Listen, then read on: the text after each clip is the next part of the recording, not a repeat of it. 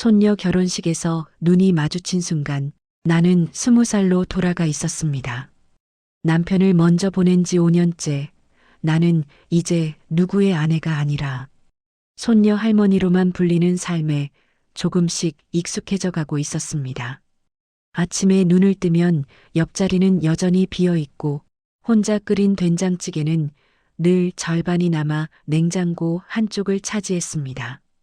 설거지를 하면서도 빨래를 개면서도 문득문득 이제 내 인생에서 설렘 같은 건 다 끝났다는 생각이 들었습니다. 그런데 손녀딸 서연이가 결혼을 한다고 했습니다. 27살 내가 20살 때 좋아했던 사람을 포기하고 중매로 결혼을 결심했던 나이보다 조금 더 많은 나이였습니다. 서연이는 환하게 웃으며 청첩장을 건네주었고 나는 그 웃음 속에서 내가 평생 가져보지 못한 자유로운 사랑의 기운을 느꼈습니다.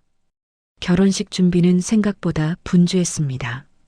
딸 미정이와 함께 백화점을 돌아다니며 예식장 하객용 드레스를 골랐고 패백 때 입을 연분홍색 한복을 맞췄습니다.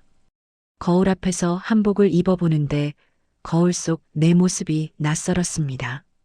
흰 머리를 곱게 염색하고 주름진 얼굴에 화장을 하니 오래전 잊고 살았던 여자로서의 내가 희미하게 떠올랐습니다. 하지만 집으로 돌아오면 불 꺼진 거실이 다시 조용히 나를 맞이했습니다. 손녀의 결혼 준비로 하루 종일 바쁘게 움직이다가도 밤이 되면 텅 빈 침대에 누워 천장을 바라보곤 했습니다. 옆집에서는 부부가 말다툼을 하는 소리가 들렸고 그 소리조차 나에게는 부러웠습니다. 누군가와 다투고 화해하고 함께 밥을 먹고 티격태격하는 그런 일상이 이제는 내게 없으니까요. 결혼식 전날 밤 나는 서랍 깊숙한 곳에 넣어두었던 낡은 사진 한 장을 꺼냈습니다. 흑백 사진 속에는 20살의 내가 수줍게 웃고 있었고 그 옆에는 당시 22살이었던 준호가 어색하게 서 있었습니다. 사진관에서 몰래 찍었던 단 한 장의 사진. 집안의 반대로 결국 헤어질 수밖에 없었던 내 인생의 첫사랑이자 마지막 설렘이었습니다. 사진을 쓰다듬으며 나는 생각했습니다. 만약 그때 집안의 반대를 무릅쓰고 그와 함께 도망쳤다면 내 인생은 어떻게 달라졌을까? 가난하고 힘들었을지 몰라도 적어도 지금처럼 내가 정말 사랑한 사람은 누구였을까라는 질문을 평생 안고 살진 않았을 텐데. 손녀의 결혼식이 내일이면 시작됩니다. 나는 할머니 역할을 충실히 해낼 것입니다. 환하게 웃고 손녀를 축복하고 사람들과 인사를 나누며 행복하네요라고 말할 것입니다. 하지만 그 모든 순간에도 내 마음 한구석에는 여전히 20살의 내가 흑백 사진 속에 갇혀 끝내 말하지 못한 사랑해를 품은 채 서 있을 것입니다. 침대 옆 탁자에는 남편의 사진이 놓여 있었습니다. 나는 그 사진을 바라보며 중얼거렸습니다. 당신한테 미안한 건 아니에요. 당신도 좋은 사람이었으니까. 하지만 나도 인정해야겠어요. 내 인생에서 진짜 가슴 뛰었던 사람은 딱 한 번 그 사람뿐이었다는 걸. 내일이면 손녀의 결혼식입니다.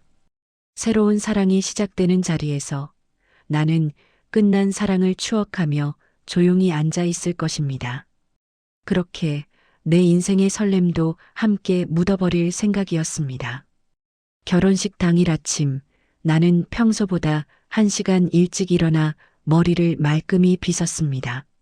화장을 하면서도 손이 떨렸습니다. 오랜만에 많은 사람 앞에 서는 자리라서 그런 줄 알았습니다. 거울을 보며 립스틱을 바르는데 문득 이런 생각이 들었습니다. 이 나이에 누가 날 쳐다보겠어. 그래도 손녀 할머니로서 단정하게 보여야지. 예식장에 도착하자 이미 하객들이 모여들고 있었습니다. 친척 어른들이 나를 보고 반갑게 인사를 건넸고 나는 익숙한 미소로 화답했습니다. 패백실에서 손녀 서연이가 웨딩드레스를 입고 서 있었습니다. 새하얀 드레스 속에서 빛나는 서연이의 얼굴을 보는 순간 나도 모르게 눈시울이 뜨거워졌습니다. 식이 시작되기 전 나는 신부 가족석 맨 앞자리에 앉았습니다. 하객석을 가볍게 둘러보는데 갑자기 심장이 멎는 것 같았습니다. 저 뒤쪽 신랑 측 하객석 한가운데 흰 머리가 성성한 남자 한 분이 조용히 앉아 계셨습니다. 옆모습만 보였지만 그 윤곽이, 그 어깨의 각도가 너무나 낯익었습니다. 설마 저 사람이 아닐 거야. 50년도 더 지났는데 내가 잘못 본 거겠지. 그렇게 스스로를 달래면서도 눈은 자꾸 그쪽으로 향했습니다. 손에 든 부케가 자꾸 흔들렸고 옆에 앉은 딸 미정이가 물었습니다. 엄마, 괜찮으세요? 긴장되세요? 나는 고개를 끄덕이며 대답했습니다. 응, 그냥 좀 떨리네. 미정이는 내 손을 꽉 잡아주었고 나는 그 손의 온기로 겨우 숨을 고를 수 있었습니다. 하지만 내 눈은 여전히 그 사람에게서 떠나지 못했습니다.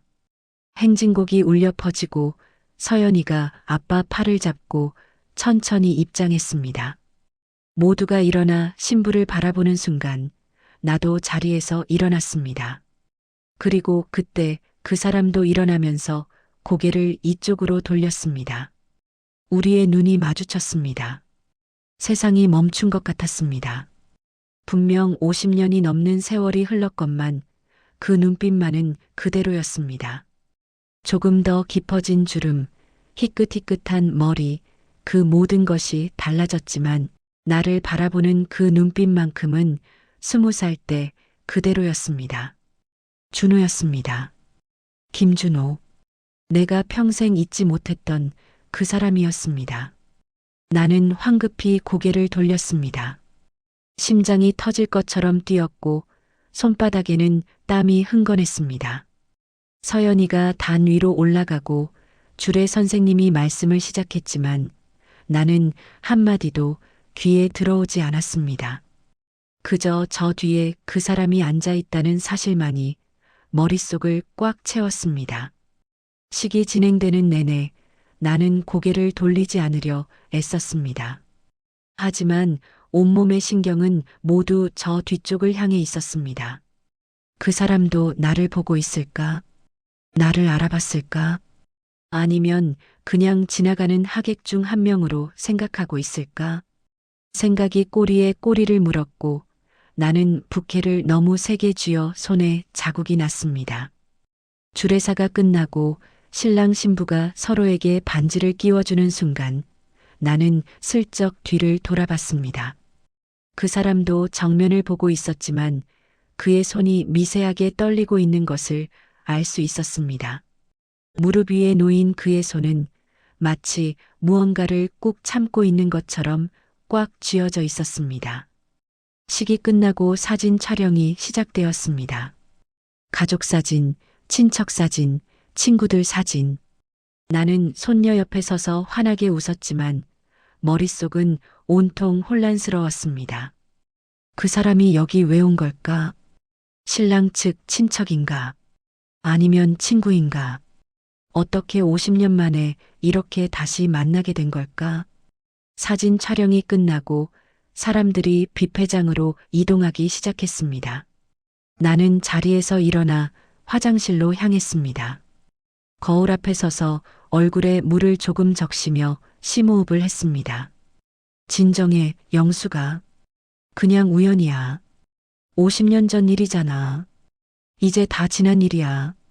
하지만 거울 속 내 얼굴은 68세 할머니가 아니라 20살 때 그 사람을 처음 봤을 때의 그 소녀처럼 붉게 상기되어 있었습니다. 나는 볼을 손으로 짚으며 중얼거렸습니다. 이 나이에 왜 이러는 거야, 나는. 화장실에서 나와 복도를 걷는데 저 멀리 그 사람이 서 있었습니다. 혼자 창밖을 내다보며 서 있는 그의 뒷모습은 50년 전 우리가 마지막으로 헤어지던 날 뒤돌아서서 걸어가던 그 모습과 너무나 닮아 있었습니다. 나는 발걸음을 멈췄습니다. 그냥 지나칠까? 아니면 다가갈까? 망설이는 사이 그 사람이 천천히 고개를 돌렸습니다. 우리의 눈이 다시 한번 마주쳤습니다. 그리고 그는 조심스럽게, 너무나 조심스럽게 내 이름을 불렀습니다. 오랜만이네요, 영숙 씨. 그 한마디에 나는 50년이라는 세월이 한순간에 무너져 내리는 것을 느꼈습니다. 20살의 내가 식장 복도 한가운데로 걸어 나와 그 사람 앞에 서 있는 것만 같았습니다. 복도 한가운데 우리는 서로를 바라보며 한동안 말을 잇지 못했습니다. 그의 얼굴은 주름이 깊게 패였고 머리는 새하얗게 새었지만 그 눈빛만큼은 여전히 따뜻했습니다. 나는 떨리는 목소리로 겨우 대답했습니다. 네, 정말 오랜만이네요. 그렇게 짧은 인사를 나눈 뒤 우리는 어색하게 서 있었습니다. 무슨 말을 해야 할까요? 50년 만에 만났는데 어떤 말이 적절할까요? 나는 손을 꼭 쥐었다 펴길 반복하며 입술을 달싹였습니다. 그도 마찬가지였습니다. 손을 주머니에 넣었다가 뺐다가를 반복하며 시선을 이리저리 피했습니다. 결국 그가 먼저 입을 열었습니다. 손녀분 결혼식이시죠? 축하드립니다. 참 예쁜 아이네요. 나는 고개를 끄덕이며 대답했습니다. 고맙습니다. 준호 씨는 어떻게 이 결혼식에 오신 건가요? 그는 작게 웃으며 설명했습니다. 신랑 쪽 먼 친척이라고. 신랑. 어머니가 예전에 자신의 사업을 도와주셨던 분이라고. 그래서 인사차 참석하게 되었다고 했습니다. 그 말을 들으면서 나는 생각했습니다. 세상이 참 좁구나. 아니, 어쩌면 이건 운명인 걸까? 50년 만에 손녀의 결혼식에서 이렇게 다시 만나다니. 우리는 잠시 침묵했습니다. 그러다 그가 조심스럽게 물었습니다. 그동안 잘 지내셨어요? 나는 고개를 끄덕였습니다. 네, 뭐 그럭저럭요. 준호 씨는요? 그는 잠시 망설이다가 대답했습니다. 저도 그럭저럭 살았습니다. 그 짧은 대답 속에 우리 각자가 살아온 50년이라는 세월이 담겨 있었습니다. 결혼을 했고, 자식을 낳았고, 살림을 꾸렸고, 배우자를 먼저 보냈고, 혼자가 되었고, 그 모든 시간 동안 우리는 각자의 삶을 살았습니다. 하지만 이 순간 이렇게 마주서니 그 모든 세월이 무색하게 20살 때의 그 떨림이 다시 살아났습니다. 복도 끝에서 딸 미정이가 나를 찾는 목소리가 들렸습니다. 나는 황급히 말했습니다. 저 가봐야 할 것 같네요. 그는 고개를 끄덕이며 대답했습니다. 네, 그러세요. 오늘 다시 뵙게 되어 반가웠습니다. 나는 돌아서서 걸어가면서도 자꾸 뒤를 돌아보고 싶었습니다. 하지만 참았습니다. 딸에게 들키면 안 되니까. 아니, 무엇보다 내가 이 나이에 왜 이렇게 가슴이 뛰는지 스스로에게 설명할 자신이 없었으니까. 뷔페장에서 식사를 하는 동안에도 나는 계속 그 사람 생각을 했습니다. 밥을 먹는 둥 마는 둥, 사람들과 이야기를 나누는 둥 마는 둥, 온 정신이 딴 데 가 있었습니다. 미정이가 물었습니다. 엄마, 어디 아프세요? 안색이 안 좋으신데. 나는 괜찮다고, 그냥 좀 피곤한 것 같다고 둘러댔습니다. 하지만 사실은 가슴이 두근거려서 밥이 넘어가지 않았습니다. 이 나이에 68세에 이렇게 심장이 뛸 수 있다는 것이 신기하고도 무서웠습니다. 식이 모두 끝나고 집으로 돌아오는 택시 안에서도 나는 창밖만 바라봤습니다. 미정이는 옆에서 손녀 결혼식이 잘 끝나서 다행이라고, 하객들도 많이 왔고 식도 좋았다고 연신 이야기했지만 나는 한마디도 제대로 듣지 못했습니다.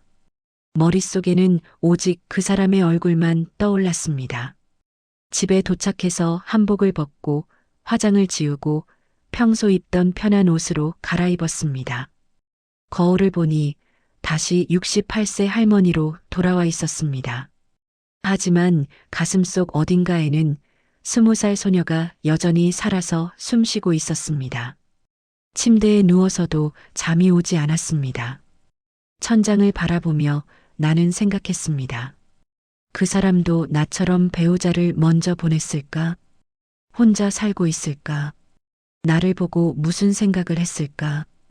그냥 옛날 사람으로만 생각했을까? 아니면 나처럼 가슴이 뛰었을까? 손을 가슴에 얹어보니 여전히 심장이 빠르게 뛰고 있었습니다. 나는 작게 한숨을 쉬며 중얼거렸습니다. 이 나이에 무슨 설렘이야. 손녀 결혼식 때문에 기분이 들떠서 그런 거겠지. 내일이면 잊힐 거야. 하지만 알고 있었습니다. 이 떨림은 내일도 모레도 아마 평생 잊히지 않을 거라는 것을. 50년 동안 잊으려 애썼지만 결국 잊지 못했던 것처럼 오늘 다시 본 그 사람의 얼굴도 평생 가슴속에 남을 것이라는 걸. 그날 밤 나는 손녀의 웨딩드레스보다 하객들의 축하 인사보다 그 사람의 얼굴이 더 선명하게 떠올랐습니다. 그리고 처음으로 솔직하게 인정했습니다. 나는 아직도 그 사람을 잊지 못했다는 것을. 결혼식이 끝난 지 일주일이 지났지만 나는 여전히 그날의 기억에서 헤어나오지 못하고 있었습니다.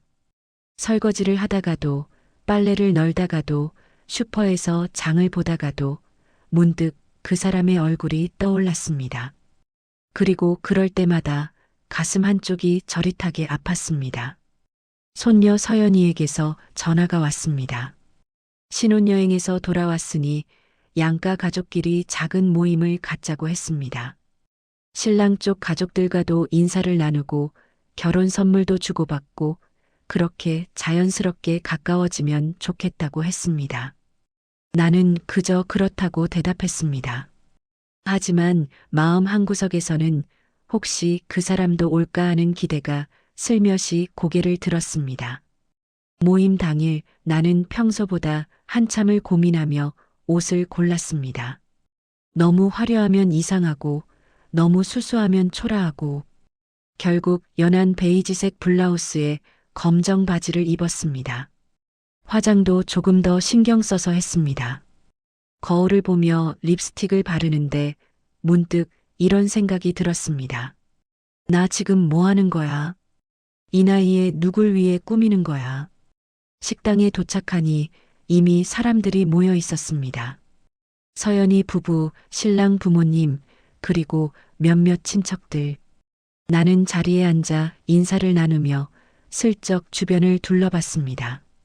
그 사람은 보이지 않았습니다. 역시 안 오는구나. 나는 작은 실망감을 느끼며 물을 한 모금 마셨습니다.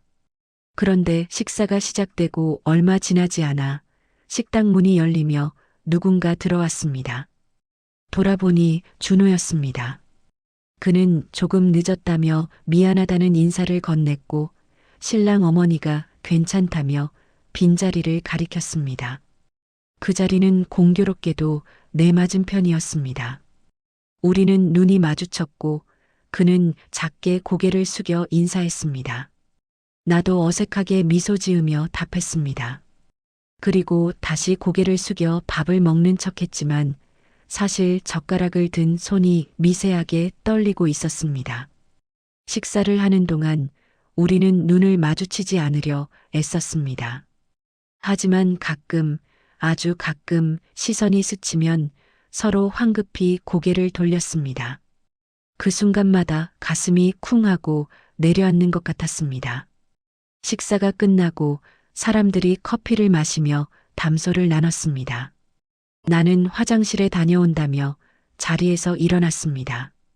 복도를 걷는데 뒤에서 발소리가 들렸습니다. 돌아보니 준호가 서 있었습니다. 영숙 씨, 잠깐 괜찮으시면 말씀 좀 나눌 수 있을까요? 나는 심장이 터질 것 같았지만 침착하게 고개를 끄덕였습니다. 우리는 식당 밖 작은 정원으로 나갔습니다. 초겨울 저녁 공기가 차가웠고 나는 팔짱을 끼며 몸을 움츠렸습니다. 그는 조심스럽게 말을 꺼냈습니다. 그동안 정말 많이 궁금했습니다. 어떻게 사셨는지, 행복하셨는지. 나는 잠시 망설이다가 대답했습니다. 평범하게 살았어요. 결혼하고 애 낳고 키우고. 준호 씨도 그러셨겠죠? 그는 고개를 끄덕였습니다. 네, 저도 비슷했습니다. 근데 영숙 씨, 사실은 한 번도 잊은 적이 없었습니다. 그 말에 나는 숨이 멎는 것 같았습니다. 50년 만에 듣는 그 사람의 진심이었습니다. 나는 떨리는 목소리로 물었습니다. 그럼 왜 그때 찾아오지 않으셨어요? 그는 깊은 한숨을 쉬었습니다. 사업이 망하고 집안이 풍비박산나고 영숙 씨가 다른 사람과 결혼했다는 소식을 들었을 때 자신은 더 이상 나를 만날 자격이 없다고 생각했다고 했습니다. 그래서 그냥 멀리서 행복하길 바랐다고 했습니다. 나는 눈물이 핑 돌았습니다. 하지만 참았습니다. 이 나이에 누가 보면 어떡해. 그저 고개를 돌려 하늘을 바라봤습니다. 별이 총총히 떠 있었습니다. 그 뒤로 우리는 가끔 연락을 주고받기 시작했습니다. 처음엔 서연이 부부 이야기로 시작했지만 점차 우리 자신의 이야기를 나누게 되었습니다. 어떻게 살아왔는지, 지금은 어떻게 지내는지, 건강은 어떤지. 문자를 주고받을 때마다 나는 마치 10대 소녀처럼 휴대폰을 들여다보며 미소 지었습니다. 그러던 어느 날 준호가 커피라도 한잔하자고 제안했습니다. 나는 망설였습니다. 이러다 혹시 딸이 알게 되면 어떡하지. 하지만 결국 나갔습니다. 동네 작은 카페에서 우리는 마주 앉아 따뜻한 커피를 마셨습니다. 그날 이후로 우리는 일주일에 한두 번씩 만났습니다. 동네 공원을 함께 걷고 가끔 점심을 먹고 그렇게 조용히 시간을 보냈습니다. 나는 그를 만나는 날이면 일부러 화장을 조금 더 진하게 했습니다. 옷장 깊숙이 넣어두었던 스카프도 꺼내 목에 둘렀습니다. 거울을 보며 립스틱을 바를 때마다 나는 생각했습니다. 이 나이에 이게 뭐 하는 짓인가 싶으면서도 동시에 이렇게 설레는 게 행복했습니다. 그런데 어느 날 딸 미정이에게 들켰습니다. 카페에서 준호와 나란히 앉아 있는 모습을 우연히 지나가던 미정이가 본 것입니다. 그날 저녁 미정이가 찾아와 따졌습니다. 엄마, 그분이 누구세요? 손녀 결혼식 때 봤던 그 어르신 아니에요? 나는 당황해서 제대로 대답하지 못했습니다. 미정이는 눈살을 찌푸리며 말했습니다. 엄마, 손녀 결혼식까지 와서 옛날 사람 다시 만나는 건 좀 사람들이 뭐라고 할지 생각 안 하세요? 그 말에 나는 가슴이 철렁했습니다. 나도 알고 있었습니다. 이 나이에 연애를 한다는 것이 주변 사람들에게 어떻게 보일지. 하지만 동시에 내 마음도 소중하지 않나 싶었습니다. 미정이는 그날 이후로 계속 눈치를 주었습니다. 슬쩍슬쩍 재산 이야기를 꺼내고 나이 들어서 조심해야 한다고 말했습니다. 나는 점점 작아졌습니다. 그리고 준호를 만날 때마다 미안한 마음이 들었습니다. 이 관계가 과연 괜찮은 걸까? 나 때문에 우리 애들이 힘들어하는 건 아닐까? 딸의 눈치가 날로 심해지면서 나는 점점 준호를 만나는 것이 부담스러워졌습니다. 만날 때마다 즐거웠지만 집에 돌아오면 죄책감이 밀려왔습니다. 남편 사진 앞을 지날 때마다 미안하다는 말이 목구멍까지 차올랐습니다. 그러던 어느 날 공원 벤치에 나란히 앉아 있는데 나도 모르게 서운함 섞인 말이 튀어나왔습니다. 준호 씨 그때 왜 한 번도 나를 데리러 오지 않으셨어요? 그는 놀란 표정으로 나를 바라봤습니다. 나는 계속 말을 이어갔습니다. 집안에서 반대했을 때 한 번만이라도 나를 데리고 도망갔으면 그랬으면 평생 이렇게 후회하며 살진 않았을 텐데. 그냥 그렇게 끝내버려서 평생 내가 버려진 줄 알았어요. 준호는 한동안 말이 없었습니다. 그러더니 깊은 한숨을 쉬며 천천히 입을 열었습니다. 영숙 씨 미안합니다. 그때 저는 정말 아무것도 가진 게 없었어요. 그는 조심스럽게 과거 이야기를 꺼냈습니다. 우리가 헤어진 뒤 그는 부모님이 하시던 사업을 이어받았지만 곧 실패했다고 했습니다. 빚에 쪼들리고 집도 잃고 가족들이 뿔뿔이 흩어졌다고 했습니다. 그런 상황에서 내 소식을 들었습니다. 중매로 좋은 집안 남자와 결혼했다는 소식이었습니다. 그 소식을 듣고 차라리 다행이라고 생각했습니다. 나처럼 망한 사람보다 영숙 씨를 행복하게 해줄 수 있는 사람을 만난 거니까요. 그래서 더 이상 찾아가면 안 된다고 생각했어요. 내가 찾아가 봤자 영숙 씨만 힘들게 할 뿐이니까요.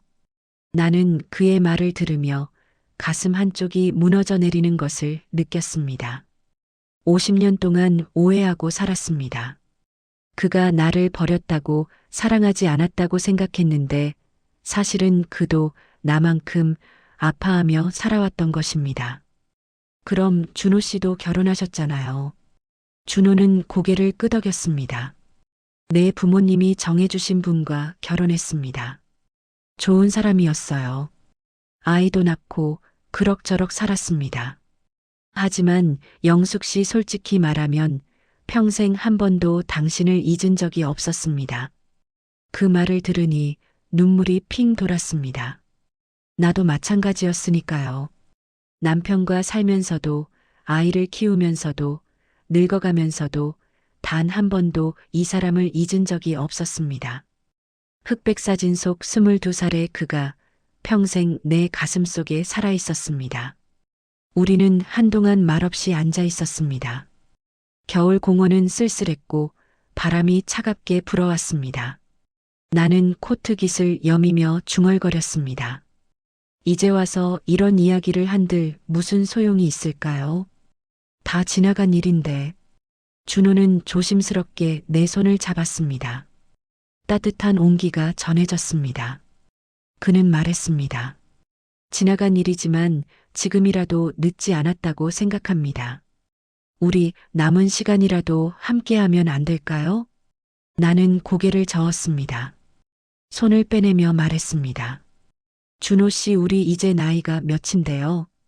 자식들도 있고 주변 눈치도 있고 이 나이에 연애를 한다는 게 쉽지 않아요. 준호는 안타까운 표정으로 나를 바라봤습니다. 하지만 더 이상 말하지 않았습니다.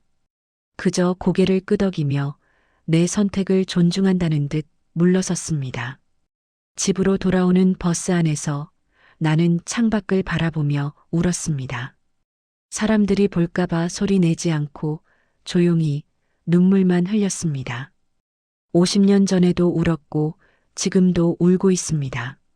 그때도 지금도 내 마음대로 사랑할 수 없다는 것이 너무나 슬펐습니다. 그날 이후로 나는 준호에게 연락을 피했습니다. 문자가 와도 답장을 미루고 전화가 와도 받지 않았습니다. 마음은 괴로웠지만 이게 맞다고 스스로를 다독였습니다. 우리 나이에 무슨 연애냐고, 이제 그만 정리하는 게 맞다고. 그런데 며칠 뒤 딸 미정이가 다시 찾아왔습니다. 이번엔 더 직접적이었습니다. 엄마, 그분이랑 계속 만나실 거예요? 나는 대답하지 못했습니다. 미정이는 한숨을 쉬며 말을 이어갔습니다. 엄마, 저도 엄마 외로운 거 알아요. 근데 이 나이에 연애가 무슨 소용이에요? 재혼을 하자는 것도 아니고 그냥 만난다고 해서 뭐가 달라지는 것도 아니잖아요. 괜히 사람들 말 나오게 하고 나중에 재산 문제로 복잡해질 수도 있고. 재산? 그 단어가 가슴에 박혔습니다. 결국 딸이 걱정하는 건 내 행복이 아니라 재산이었습니다. 나는 쓸쓸하게 웃으며 말했습니다. 미정아, 엄마가 뭐 그렇게 많이 가진 것도 아닌데. 이 집이랑 약간의 예금밖에 없잖니. 미정이는 표정이 굳어졌습니다. 엄마, 그게 아니라 그냥 조심하시라는 거예요.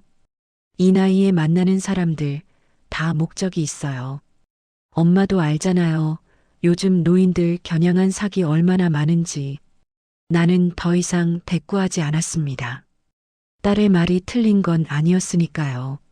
하지만 준호가 그런 사람은 아니라는 것도 알고 있었습니다. 50년 전부터 알아왔으니까요.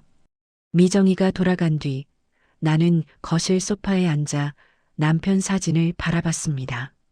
사진 속 남편은 온화하게 웃고 있었습니다. 나는 사진을 쓰다듬으며 중얼거렸습니다. 여보, 미안해요. 당신 떠난 지 겨우 5년밖에 안 됐는데 나 다른 사람 생각하고 있어요. 나쁜 사람이죠? 하지만 사진은 대답하지 않았습니다. 그저 조용히 웃고 있을 뿐이었습니다. 나는 휴대폰을 꺼내 들었습니다. 준호에게 문자를 보내야 했습니다. 이제 그만 만나자고, 우리는 여기까지라고. 손가락이 떨렸습니다. 몇 번이고 쓰고 지우기를 반복했습니다. 그리고 마침내 짧은 문자를 보냈습니다. 준호 씨, 그만 만나요. 나 때문에 우리 애들까지 힘들게 하고 싶지 않아요. 미안해요. 전송 버튼을 누르는 순간 눈물이 주르륵 흘러내렸습니다. 나는 휴대폰을 뒤집어 놓고 소파에 몸을 묻었습니다. 가슴이 찢어지는 것 같았습니다. 50년 전에 헤어졌을 때도 이렇게 아팠는데 지금 다시 헤어지려니 더 아팠습니다. 휴대폰이 울렸습니다. 준호에게서 전화가 왔습니다. 나는 받지 않았습니다. 다시 울렸습니다. 또 받지 않았습니다. 그렇게 몇 번이고 전화가 왔지만 나는 끝내 받지 않았습니다. 밤이 깊어갔습니다. 나는 휴대폰을 뒤집었다가 다시 켰다가를 반복했습니다. 문자가 와 있었습니다. 영숙 씨, 이해합니다. 무리한 부탁드려서 죄송합니다. 그동안 행복했습니다. 그 문자를 읽는 순간 나는 소리내어 울었습니다. 이 나이에 이렇게 울 줄은 몰랐습니다. 베개에 얼굴을 묻고 목 놓아 울었습니다. 아무도 듣지 못하게 혼자서 조용히. 다음 날 아침 눈이 퉁퉁 부은 채로 일어났습니다. 거울을 보니 68세 할머니가 아니라 20살 때 첫사랑과 헤어지고 울었던 그 소녀가 서 있는 것만 같았습니다. 나는 찬물로 얼굴을 씻으며 다짐했습니다. 이제 정말 끝이야. 더 이상 그 사람 생각하지 말자. 하지만 마음은 쉽게 정리되지 않았습니다. 하루 종일 멍하니 앉아 있었고 밥도 제대로 먹지 못했습니다. 준호가 자주 가던 공원 앞을 지날 때마다 발걸음이 무거워졌습니다. 혹시 그가 거기 앉아 있지 않을까 하는 기대와 두려움이 동시에 밀려왔습니다. 하지만 그는 더 이상 연락하지 않았습니다. 내가 원한 대로 깔끔하게 정리된 것입니다. 그런데 왜 이렇게 허전할까요? 왜 이렇게 후회될까요? 내가 옳은 선택을 한 건지 아니면 또다시 도망친 건지 알 수 없었습니다. 준호와 연락을 끊은 지 한 달이 지났습니다. 나는 다시 예전의 일상으로 돌아갔습니다. 혼자 밥을 먹고 혼자 산책을 하고 혼자 TV를 보며 하루를 보냈습니다. 딸 미정이는 만족스러워했고 나는 그저 고개를 끄덕이며 괜찮다고 말했습니다. 하지만 괜찮지 않았습니다. 가슴 한쪽이 텅 비어버린 것 같았습니다. 아침에 일어나도 기운이 나지 않았고 밥을 먹어도 맛이 없었습니다. 거울을 볼 때마다 내 얼굴이 점점 더 늙어가는 것만 같았습니다. 그러던 어느 날 손녀 서연이에게서 전화가 왔습니다. 신혼여행에서 돌아온 기념으로 작은 가족 식사를 하고 싶다며 결혼식을 올렸던 예식장 근처 카페로 모두를 초대한다고 했습니다. 나는 별 생각 없이 그러자고 대답했습니다. 약속 당일 나는 수수한 옷차림으로 카페에 도착했습니다. 서연이 부부와 미정이가 이미 와 있었고 신랑 쪽 가족들도 하나둘 모여들었습니다. 나는 자리에 앉아 메뉴판을 들여다보는 척하며 마음을 가다듬었습니다. 그런데 카페 문이 열리며 누군가 들어왔습니다. 고개를 드는 순간 나는 숨이 멎는 것 같았습니다. 준호였습니다. 그는 손에 작은 꽃다발을 들고 조심스럽게 카페 안을 둘러보고 있었습니다. 우리의 눈이 마주쳤습니다. 그는 잠시 망설이더니 천천히 내 쪽으로 걸어왔습니다. 사람들이 웅성거렸고 서연이가 환하게 웃으며 자리를 권했습니다. 나는 그제야 알았습니다. 이 모든 게 손녀의 계획이었다는 것을. 준호는 내 앞에 섰습니다. 그리고 꽃다발을 건네며 떨리는 목소리로 말했습니다. 영숙 씨, 나도 이 나이에 이렇게 떨 줄은 몰랐습니다. 주변 사람들이 조용해졌습니다. 딸 미정이는 당황한 표정으로 나를 바라봤습니다. 하지만 나는 미정이를 보지 않았습니다. 오직 준호만 바라봤습니다. 준호는 계속 말을 이어갔습니다. 아이들 눈치도 알고 사람들 말도 합니다. 이 나이에 무슨 연애냐고 철없다고 할 거라는 것도 알아요. 하지만 영숙 씨, 나는 50년을 후회하며 살았습니다. 그때 용기 내지 못한 것을 평생 후회했습니다.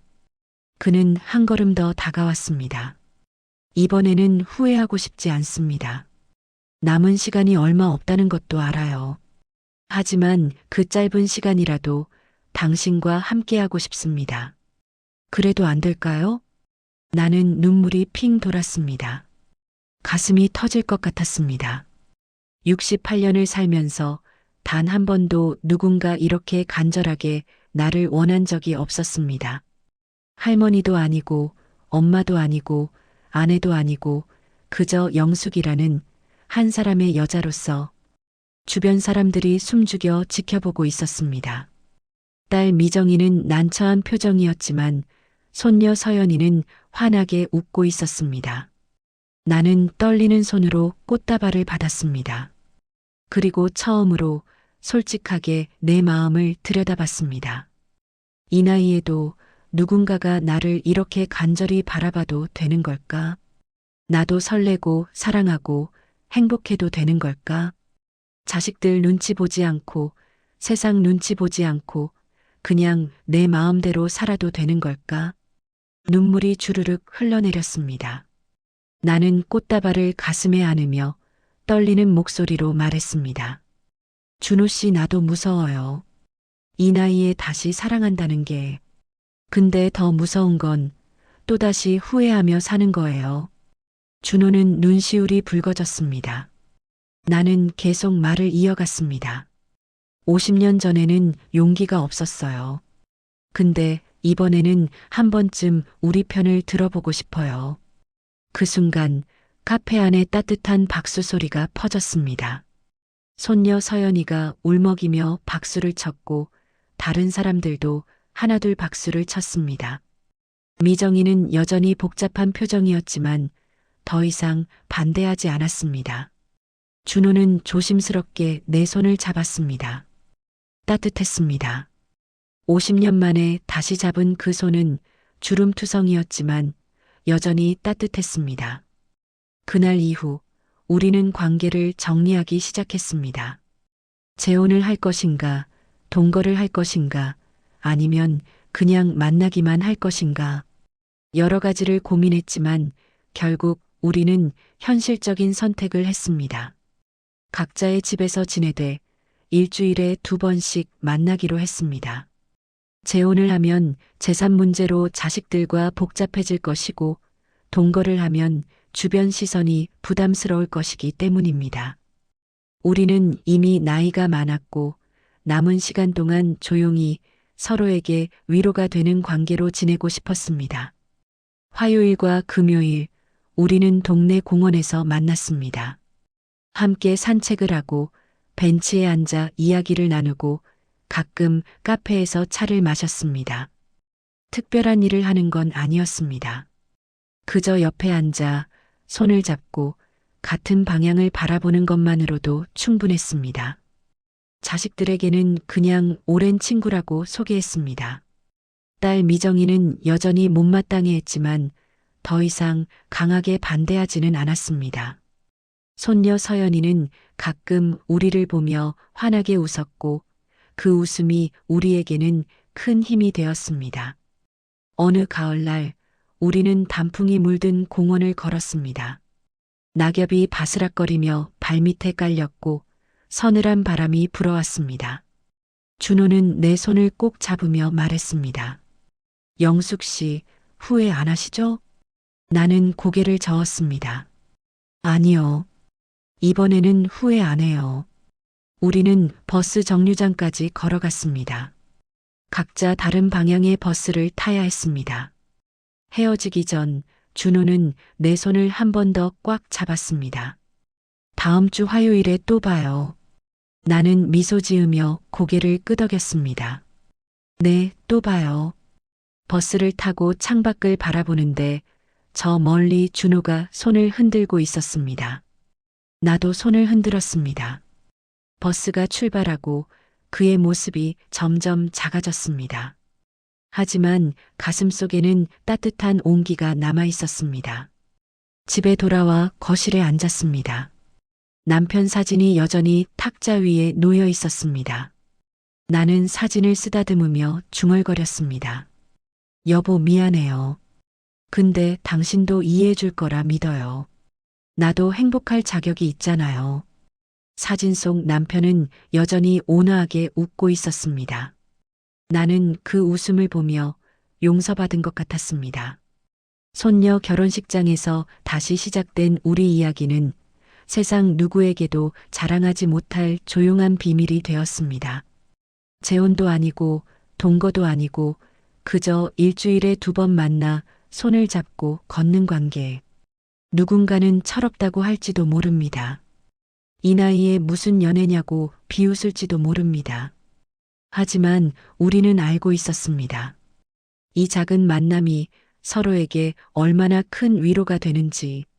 버스 정류장까지 손을 꼭 잡고 걸어갈 때만큼은 우리는 남편도 아내도 아닌 사랑하는 사람이 될 수 있다는 것을, 그리고 그것만으로도 남은 날들을 버틸 수 있었습니다. 68세의 가을, 나는 처음으로 내 마음대로 선택한 사랑을 시작했습니다. 50년 늦었지만 그래도 시작할 수 있어서 감사했습니다. 이제 더 이상 후회하지 않을 것입니다. 남은 시간 동안 이 조용한 사랑을 소중히 지켜갈 것입니다. 화요일과 금요일 공원 벤치에서 우리는 오늘도 손을 잡고 같은 방향을 바라봅니다. 그리고 그것만으로 충분히 행복합니다. 오늘 이야기가 좋았다면 좋아요와 구독으로 함께 해주세요. 여러분의 댓글은 다음 사랑 이야기를 만들어가는 힘이 됩니다.